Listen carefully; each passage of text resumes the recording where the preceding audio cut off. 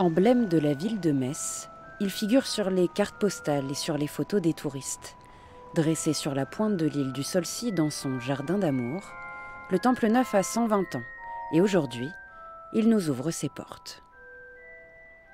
Ce qui est étonnant dans ce temple, c'est que l'extérieur fait penser à un bâtiment très vaniteux, très emphatique, qui s'affirme, et l'intérieur est terriblement intimiste. C'est le rôle de l'architecte Conrad Vahn. C'est du néo-roman, et le roman est toujours plus intimiste.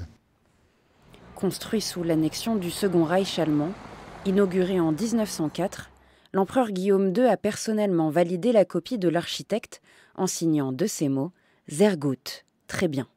L'architecture est ici politique. On a des exemples de style néo-roman, Altdeutscher Baustil, jusqu'aux confins de la Pologne.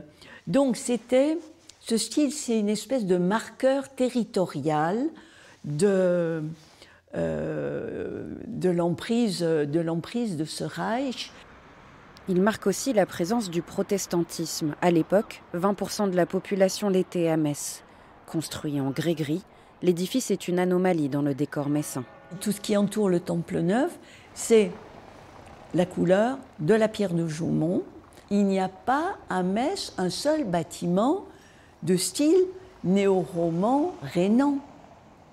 Donc il y a une incongruité, ça marque vraiment la présence allemande au cœur de la ville. À la libération de 1918, le temple n'est pas détruit et il survit au bombardement. Aujourd'hui, les paroissiens célèbrent l'édifice centenaire.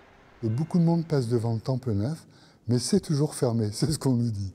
Alors, si on a 120 ans, la première possibilité, c'était d'ouvrir, parce qu'on avait un thème qui nous trottait dans la tête, qui est l'accueil de l'autre. Alors, si on ne peut même pas accueillir les visiteurs potentiels au Temple Neuf. Conférences, concerts, des célébrations sur tout le mois de décembre qui prouvent que le Temple Neuf est encore le symbole de la diversité d'une ville millénaire.